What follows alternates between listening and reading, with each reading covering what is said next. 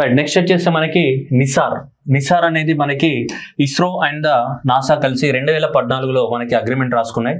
దాని ప్రకారం మనకి దీని పేరు నిసార్ అని పేరు పెట్టాం. NASA and ISRO synthetic aperture radar. So synthetic aperture radar అని చెప్పేసి అంటే దీంట్లో సింథటిక్ ఇక్కడ కనిపిస్తుంది, ఇదే సింథటిక్ అపెర్చర్ రాడార్. సో దేనిపైన, భూమిపైన ఫోటోలు తీస్తుంది. సింపుల్ గా ఇది చెప్పాలంటే సో భూమిపైన ఉన్నటువంటి ఎంటైర్ ఎకో సిస్టమ్ ని స్టడీ చేయడానికి, భూమిపైన ఏం జరుగుతుంది, సో కంప్లీట్ గా సో ఈ ఎర్త్ పైన ఏం జరుగుతుందని దాన్ని స్టడీ చేయడానికి దీన్ని లాంచ్ చేస్తున్నాము. సో దేన్ని నిసార్. సో ఈ నిసార్ ఏదైతే ఉందో కంప్లీట్ గా దీని ఆబ్జెక్టివ్ ఏంటిదంటే ఇది, that is unprecedented view of the what earth. So that is NISAR data can help the people world wide for better management of the what natural resources, hazards కానీ providing information to understand the effect of the what climate change. It also add understanding of the our planet. So outer layers called crust గురించి తెలుసుకోవడానికి కోసం, overall గా earth మీద ఏం జరుగుతుందని తెలుసుకోవడానికి కోసం. దట్ ఈస్ ఎర్త్ యొక్క సర్ఫేస్ ఇంటీరియర్ కానీ అండ్ ఎర్త్ యొక్క కోల్డ్ రీజన్స్ కానీ, టెరిస్ట్రియల్ ఎకో సిస్టమ్స్ కానీ, వాటర్ కానీ భూమిపైన, వీటన్నిటి గురించి ఫోటోలు కానీ మంచి మంచి వీడియోస్ కానీ తీస్తూ ఉంటుంది అనమాట నిసార్. దేని ద్వారా ఆ సింథటిక్ అపెర్చర్ రాడార్స్ అన్నాం కదా, నిసార్ లో సింథటిక్ అపెర్చర్ రాడార్ ఉంది కదా, ఆ సింథటిక్ అపెర్చర్ రాడార్ ద్వారా మనకి ఏం చేస్తుందంటే ఫోటోలు తీస్తుంటది. సో ఫోటోలు తీయడం ద్వారా మనం ఇవన్నిటి గురించి స్టడీ చేస్తాం అనమాట టోటల్ గా. సో ఎర్త్ యొక్క డైనమిక్ సర్ఫేస్ కానీ, ఇంటీరియర్ సర్ఫేస్ కానీ, ఎర్త్ మీద ఉన్నటువంటి పోలార్ రీజన్స్ కానీ, అండ్ టెరెస్ట్రియల్ ఎకో సిస్టమ్ అంటే ల్యాండ్ కానీ, వాటర్ కానీ, అంతే కదా. ఇక్కడ ఉన్నటువంటి cold reasons, Arctic reasons, Antarctic reason కానీ, ఇక టెరెస్ట్రియల్ ఎకో సిస్టమ్ అంటే నథింగ్ బట్ ఇక్కడ ల్యాండ్ కానీ, అండ్ నెక్స్ట్ ఇక్కడ ఏంటి మనకి వాటర్ కానీ, ఓకేనా, వాటర్ కానీ, ల్యాండ్ కానీ, ఇది కానీ, నెక్స్ట్ ఏంటిది ఇది కానీ, ఇవన్నిటిని కూడా ఏం చేస్తాం మనం స్టడీ చేయడం జరుగుతుంది. ఇవన్నిటిని కూడా ఏం చేస్తాం మనం స్టడీ చేస్తాం అనమాట పూర్తిగా. దాని యొక్క ఆబ్జెక్టివ్ ఇదనమాట, దీని యొక్క నిసార్ యొక్క ఆబ్జెక్టివ్. సో దిస్ చూడండి, సో ఇలా ఫోటోస్ ఇంత క్లియర్ పిక్చర్స్ అనేటివి తీయడం అనేది జరుగుతాయి. Nisar will be the what, so first of the radar is kind in to the space, specially map the what using the what 2 different radar frequencies. ఓకేనా, చూడండి synthetic aperture radar అని చెప్తున్నాం నిసార్. ఓకేనా, నిసార్ అంటే NASA ISRO synthetic aperture radar కదా.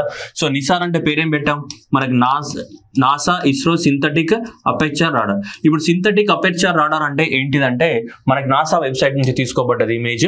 So NASA website లో ఒక definition ఇచ్చారు. What is mean by synthetic aperture radar అంటే చూడండి, ఇది ఇచ్చారు. Synthetic aperture radar is nothing but, so ఇక్కడ తీసుకుంటే మనకి ఇది synthetic aperture radar is refers to the what, a technique of producing. Synthetic aperture radar is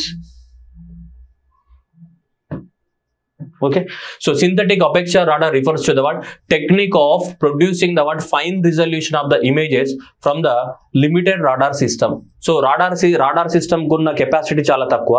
ఆ తక్కువ కెపాసిటీ తోటి ఎక్కువగా క్లియర్ పిక్చర్స్ ని ప్రొవైడ్ చేస్తాం మనం, పెద్ద క్లియర్ పిక్చర్స్ ని.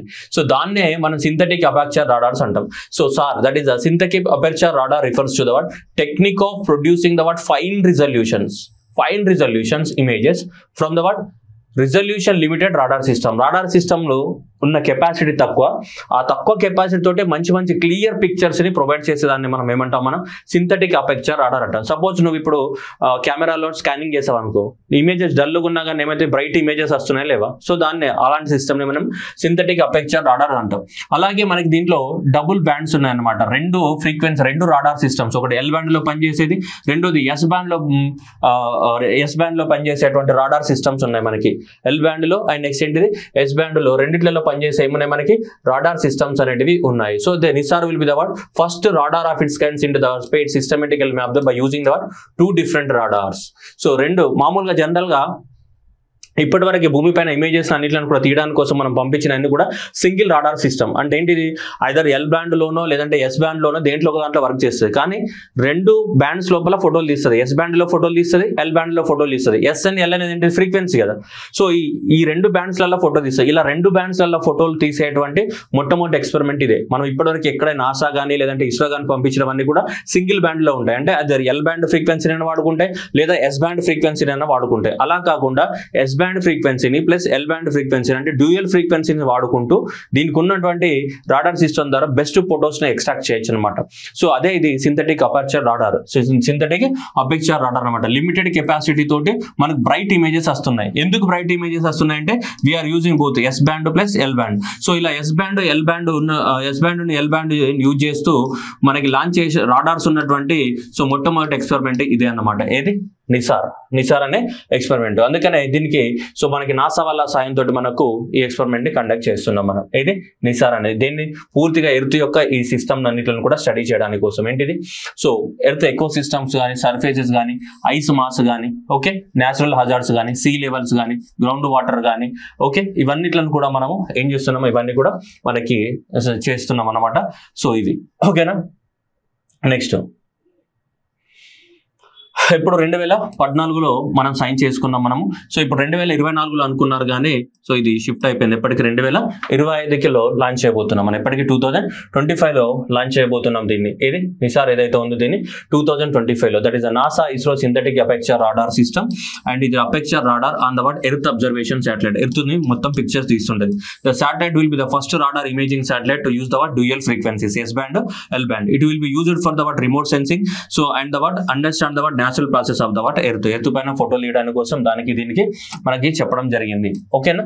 So that was the use of the what dual frequencies. ఓకేనా. So right. సో కాబట్టి ఇది launch of the what dual frequencies. So ఇదేంటిది launch of the dual frequencies and next వచ్చేసి మనకి use of the data and next ఏంటిదంటే natural passes and next ఏంటిది NASA ISRO synthetic aperture radar mission to join the what between the what NASA and the ISRO.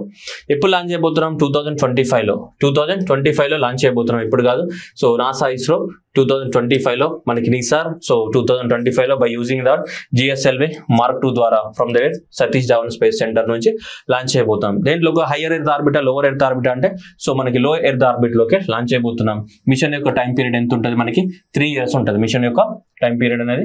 ఎందుకంటే భూమి యొక్క ఫోటోలు తీయాలంటే మంచిగా మరి హై ఎర్త్ ఆర్బిట్ లోకి పంపిస్తాం. ఏంది హై ఎర్త్ ఆర్బిట్ లోకి అంటే 36,000 అంత కిలోమీటర్స్కి వెళ్తే ఎర్త్ లేదు. కాబట్టి మనం ఎప్పుడైనా భూమికి న్యాచురల్ రిసోర్సెస్ గురించి స్టడీ చేయాలంటే ఏంటిది మనకి సో లోవర్ ఎర్త్ ఆర్బిట్ లోకే పంపించాలి. సో కాబట్టి ఆబ్వియస్లీ ఏంటిది మనకి లోవర్ ఎర్త్ ఆర్బిట్ లోకి మనకి పంపించి దీని ఒక ఇమేజెస్ కానీ పిక్చర్స్ కానీ భూమిని గురించి కంప్లీట్ గా ఏం చేస్తున్నాం స్టడీ చేస్తున్నాం. 2025లో లాంచ్ చేయబోతున్నాం మనం దీన్ని. ఓకేనా. సో ఇది రోజుకి మనకి 12 సర్కిల్స్ కొడుతుంది అనమాట. చూడండి రోజుకి కాదు ఓవరాల్ గా.